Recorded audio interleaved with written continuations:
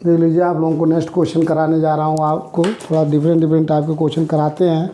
तो दूसरे टाइप के क्वेश्चन है आपका, ये भी आ चुका है पेपर में, 2011 में आया हुआ है ये, इसलिए आपको अधिक से अधिक क्वेश्चन प्रैक्टिस कराते हैं, जिससे आपको कोई किसी भी प्रकार का क्वेश्चन आता है तो एग्ज़ाम में छूटे नहीं। For what values of lambda, for what values of lambda, the equations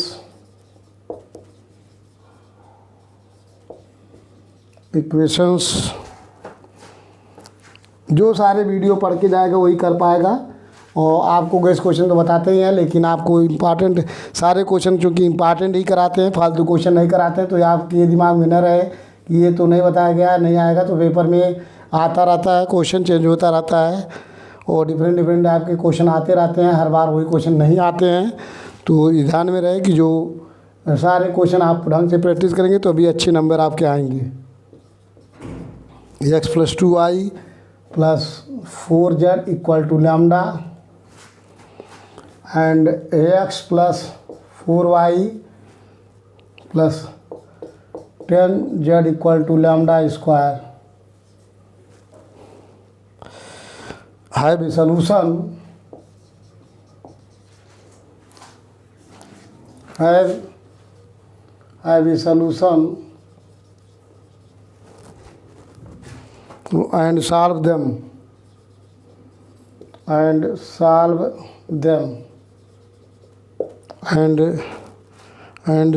them completely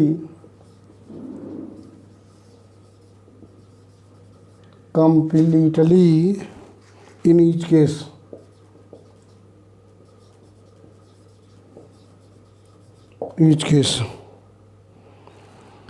देख लीजिए, इसको कराता हूँ आपको। अलग टाइप का क्वेश्चन आप देखेंगे तभी कर पाएंगे। तो यहाँ for what value of lambda, for the equations x + y + z = 1 and x + 2y + 4z = lambda and x + 4y + 10z = lambda square have a solution. इस केस में सब एवरी क्वेश्चन में सबसे पहले हम आर्गूमेंट निकालेंगे, augmented matrix C means a × b निकालिए। ये हो गया a मीन्स या coefficient of x y z 1 1 1 1 2 4, ये हो गया आपका 1 4 10। और उसके बाद में ये कॉलम में लास्ट इक्वल के उस साइड वाला नोट करते हैं 1 लैम्डा × लैम्डा स्क्वायर। अब ये आपका टोटल आर्गुमेंटेड मैट्रिक्स हो गया। ए और बी को, ए का एक्स वाई जेड का कोएफिशिएंट नोट करते हैं, बी को राइट हैंड साइड को एक कॉलम में रिप्रेजेंट करते हैं। अब इसको भी अपर ट्रायंगुलर में कन्वर्ट करना, तो ये हमारा पिवोटल एलिमेंट है, इसको जीरो में कन्वर्ट करना है। So R2 changing to R2 - R1 and R3 changing to R3 - R1। ये हो जाएगा इक्वलेंट टू 1 1 1 1, ये हो गया 0 1 3 लैम्डा -1, इसमें से इसको हटाएंगे 0, ये हो गया 3, इसमें से इसको 9, ये हो गया लैम्डा स्क्वायर -1। अब ये पिवोटल एलिमेंट है, इसको 0 करना है। सो R3 changing to R3 - 3R2, 3 का मल्टीप्लाई करके घटाएंगे 0 हो जाएगा। सो इक्वलेंट टू 1 1 1 1 0 1 3 लैम्डा -1, ये हो गया 0, 3 का मल्टीप्लाई घटाएंगे, इसको भी ये 0 हो चुका है और ये भी 0 हो गया। इसमें से इसको घटाएंगे, देख लीजिए लैम्डा स्क्वायर -1 -3 × लैम्डा -1, इसको सॉल्व कर लीजिए। लैम्डा स्क्वायर -1 -3 लैम्डा +3 = 0, सॉल्व कीजिए, क्या आ रहा है लैम्डा स्क्वायर -3 लैम्डा +2 = 0। ये चीज़ आया है, ये आया आपका लैम्डा स्क्वायर -3 लैम्डा +2। अब ये हमारा मैट्रिक्स ही है। अब विच is upper triangular form, which is upper triangular form, which is upper triangular form में है। अब हमें यहाँ से डिस्कस करना होगा। देख लीजिए रैंक ए की वैल्यू आ रही है, आपका रैंक ए की वैल्यू जो फाइंड हुआ है यहाँ से, रैंक ए की value, rank A means number of non zero row, number of non zero row in upper triangular matrix. ये डिफिनीशन होता है रैंक निकालने के लिए अपर ट्रायंगुलर मैट्रिक्स। ये फार्मूला है, तो देख लीजिए अपर ट्रायंगुलर मैट्रिक्स में चेंज करने के लिए सबसे पहले देख लीजिए यहाँ से तक अगर रैंक ए की वैल्यू काउंट करते हैं तो इसके सारे element zero, number of non zero row means ऐसा रो जिसके सारे एलिमेंट जीरो ना हो। तो ये मैट्रिक्स आपका ये रिप्रेजेंट करता है, तो इसके सारे एलिमेंट जीरो है, ये भी जीरो, ये भी जीरो, ये भी जीरो। तो इसको रैंक में नहीं काउंट करेंगे, इसको रैंक में काउंट करेंगे, एक रैंक दो रैंक, तो रैंक ए की वैल्यू हो गई 2। अब रैंक इस पर डिपेंड करता है, आप देख लीजिए दिया हुआ है कि for what value of lambda the equations have a solution. Have a solution तभी होगा जब रैंक ए की वैल्यू रैंक सी के बराबर हो। तो the system of equation have a solution, the system of equation have a solution, have a solution if condition होना चाहिए, चूँकि रैंक पता चल गया रैंक ए की वैल्यू रैंक सी के बराबर आना चाहिए, ये होना जरूरी है तभी सॉल्यूशन होगा। Rank of A equal to rank of C, number of unknown के बराबर कोई जरूरी नहीं है। If rank of A equal to rank of C then the system is consistent, they have a solution. यही चीज़ है, the system of equation have a solution if rank of A equal to rank of C. अगर rank of ए की value rank सी के बराबर आएगा, system of equation is consistent, they have a solution. और have a solution के case में rank A की value rank सी के बराबर आना चाहिए। चूँकि रैंक ए की वैल्यू 2 है, अब यहाँ चूँकि रैंक ए की वैल्यू 2 है, इसलिए रैंक ए की वैल्यू 2 है और इसीलिए रैंक सी की भी वैल्यू 2 होनी चाहिए। दैट इज रैंक सी की भी वैल्यू 2 होनी चाहिए। रैंक सी की वैल्यू 2 कब होगा, जब lambda square minus 3 lambda plus 2 equal to 0। यहाँ से लैम्डा की वैल्यू फैक्टर कर लेंगे, 1 lambda minus 2 lambda plus 2 equal to 0। Factor करेंगे लैम्डा लैम्डा माइनस 1 और minus 2 common lambda minus 1 equal to 0। तो ये हो गया लैम्डा माइनस 1 और लैम्डा माइनस 2 इक्वल टू 0। तो लैम्डा की वैल्यू 2 आ गई, 1 एंड 2 दो वैल्यू, क्योंकि दिया हुआ है solve them completely in each case, इसलिए इसका मतलब हो गया लैम्डा के एक से अधिक वैल्यू आएगा, तभी तो लिखा हुआ है कि देन तक हम solve them completely in each case. तो यहाँ लैम्डा के 2 वैल्यू आ गए, 1 एंड 2, और दोनों केस पे अलग अलग इसका आंसर हम सॉल्व करेंगे। तो केस नंबर फर्स्ट है, केस फर्स्ट है, case first if when lambda equal to, case first when lambda equal to 1, then lambda equal to 1 हो, देन उसके बाद सलूशन निकालने जा रहे हैं, उसमें लैम्डा इक्वल टू 1 पुट करके then the matrix equation, then the matrix equation, matrix equation means A dash X equal to B dash put करेंगे मैट्रिक्स, ये मैट्रिक्स इक्वेशन। तो ए डैश मीन्स जो अपर ट्रायंगुलर में convert किए हैं, lambda equal to 1 put करेंगे तो 1 1 1, ये हो गया 0 1 3 0 0 0 इक्वल टू, ये हो गया एक्स की value, X means X Y Z, और ये लैम्डा की value X, lambda equal to 1 यहाँ पुट करेंगे इस साइड में 1, लैम्डा इक्वल टू 1 1 माइनस 1 0, यहाँ भी 1 0, ये आ गया इस साइड में आपका 1 0 0। अब इसको सॉल्व करते हैं first row in first column, तो 1x plus 1y plus 1z equal to 1, यहाँ देखिए 1y plus 3z equal to 0। अब यहाँ से आ गया 0z इक्वल टू 0। अब देखिए z का कोफिशिएंट 0 है, ये इक्वेशन हो गया फर्स्ट, बना लेंगे इसको सेकेंड, ये थर्ड है।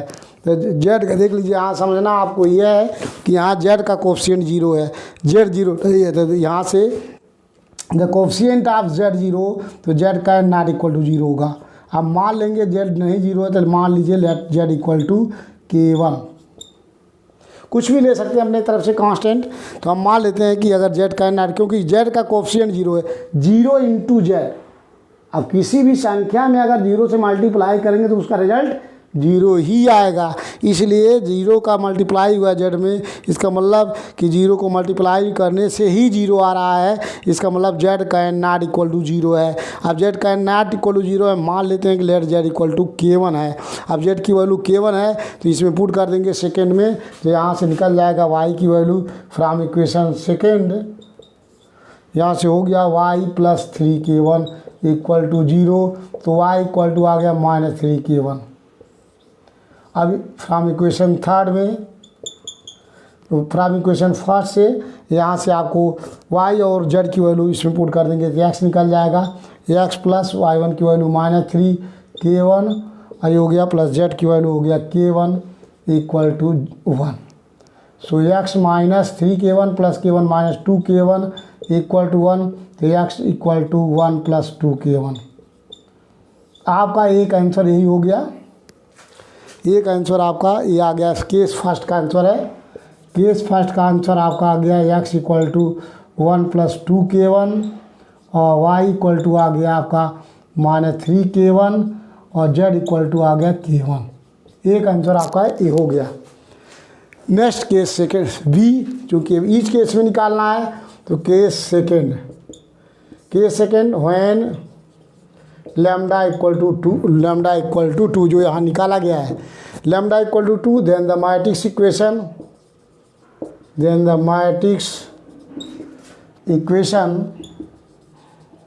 यहाँ भी आपको मैट्रिक्स इक्वेशन इज ये हो जाएगा a डैश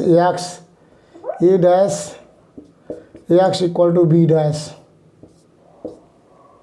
मीन्स देख लीजिए a डैश की value, a dash means lambda equal to 2, इसमें पुट कीजिए, ये आ गया 1 1 1 0 1 3 0 0 0, ये हो गया आपका x y z equal to, ये आया आपका लैम्डा इक्वल टू 2 पे, तो ये हो गया 1, लैम्डा इक्वल टू 2 माइनस 1 1, ये लैम्डा इक्वल टू 2 पे 0, ये चीज़ आया।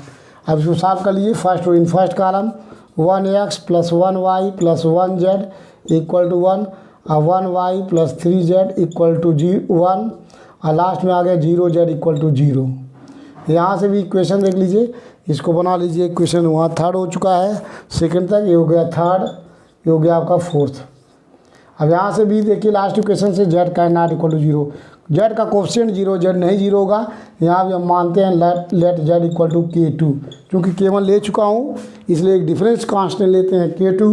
अब इसकी वैल्यू इसमें पुट कर दीजिए, so y from equation second, ये हो गया y plus 3K2 equal to 1, so y equal to 1 minus 3K2, यहाँ से फाइंड हो गया।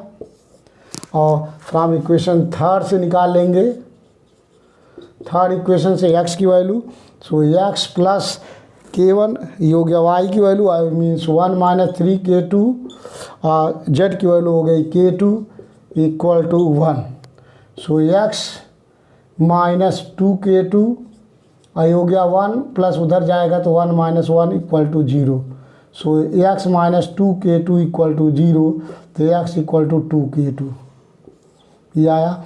इसका आंसर हो गया केस सेकेंड का, x इक्वल टू 2K2 और y equal to 1 minus 3K2 और ये हो गया z इक्वल टू K2, ये आंसर हो गया। यही आपका आंसर बुक में आया होगा, तो आप लोगों को शायद समझ में आया होगा।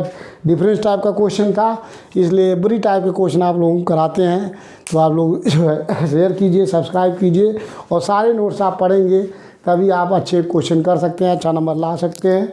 आपको सारे क्वेश्चन टाइप के क्वेश्चन कराते हैं, आप खुद से अधिक क्वेश्चन लगाएंगे। नेक्स्ट क्वेश्चन कराने जा रहा हूँ आपको, एक और है नेक्स्ट क्वेश्चन, ये आप नोट कर सकते हैं, इसको नोट करके आप इसको रिवीजन करने के लिए नोट कर सकते हैं। इस टाइप के क्वेश्चन को सॉल्व कराया गया जो है, अलग अलग टाइप के क्वेश्चन आप पढ़ेंगे तभी एग्ज़ाम में कर पाएंगे, अदरवाइज़ कम क्वेश्चन पढ़ के जाते हैं और जो है तो आप नहीं कर पाएंगे, क्योंकि अगर क्वेश्चन अगर दूसरे टाइप का आ गया तो फिर आपको दिक्कत होगी, आप नहीं कर पाएंगे। और कभी कभी पेपर में आता है इसलिए कभी कभी आपको चेंज हो जाता है, जो है एक टाइप के क्वेश्चन नहीं आते हैं, चेंज होते हैं। जब मॉडल चेंज हो जाता है तो बहुत सारे बच्चों का बैक लग जाता है। बैक वैसे भी बहुत लोगों को लगता है, क्योंकि वो मैथमेटिक्स पे ध्यान नहीं देते हैं, और नहीं ध्यान देते हैं इसलिए इसमें गलतियाँ होने की चांसेस बहुत ज़्यादा होता है। और जब गलती होगा तो आपको नंबर्स नहीं मिलते हैं, बैकों की संख्या बढ़ जाती है।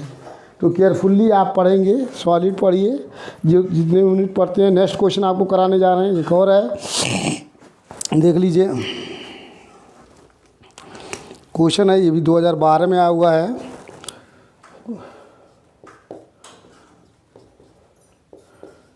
Test the consistency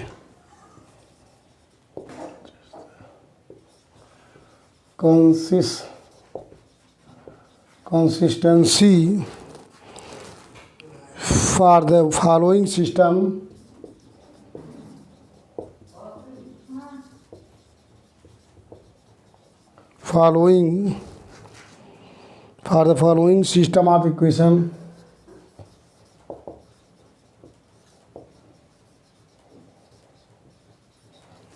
system of equation and if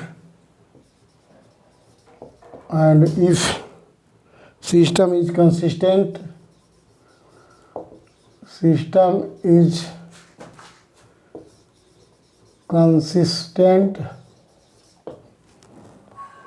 solve them।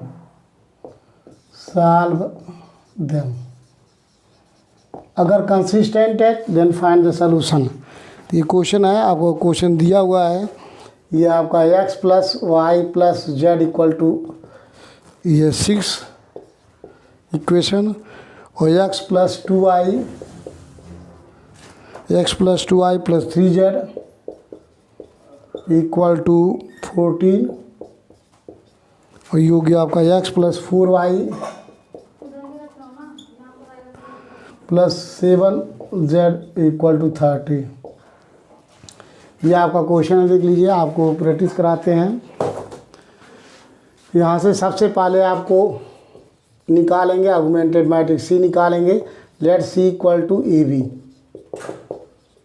So A means the coefficient of x y z।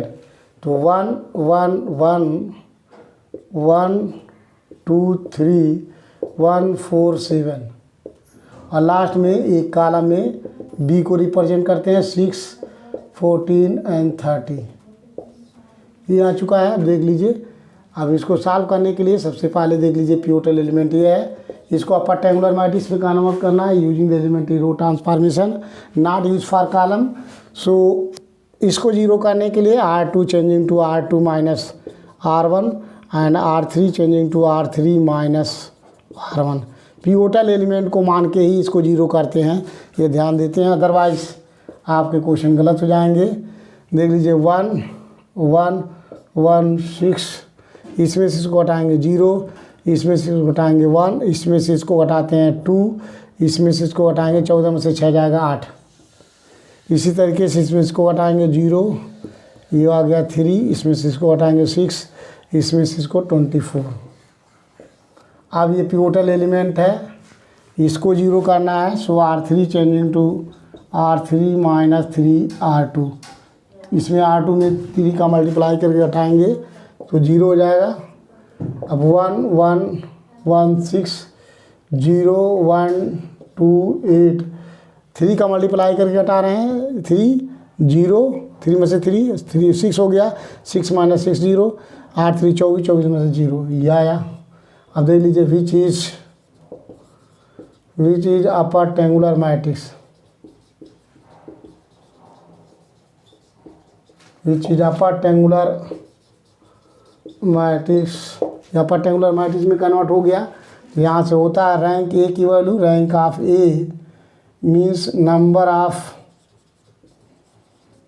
Of non zero row in upper triangular matrix. ये फार्मूला है आपका अपर ट्रायंगुलर मैट्रिक्स, ये formula है rank निकालने के लिए। तो देख लीजिए रैंक ऑफ ए की वैल्यू आ गई यहाँ से, ये आपका पूरा मैट्रिक्स ये है। तो यहाँ तक अगर रैंक काउंट करना हो तो ये इसके सारे एलिमेंट 0 हैं, तो इसको रैंक में नहीं काउंट करेंगे, तो इसका रैंक आ गया 2 ए का, इसको रैंक में काउंट करेंगे। और लेकिन सी का भी निकालना है, ये भी 0 आया ऑलरेडी, तो रैंक सी का भी वैल्यू आ गई आपका 2, दोनों बराबर है। Rank of A equal to rank of C equal to 2, और नंबर ऑफ अननोन कितने हैं? 3 है, X Y Z are 3 unknown है, less than 3 number of unknown, number of unknown ये आ गया। इसका मतलब द सिस्टम ऑफ इक्वेशन है, यहाँ लिखेंगे hence the system of equation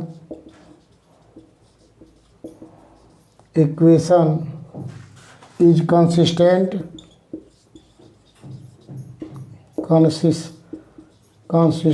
and they have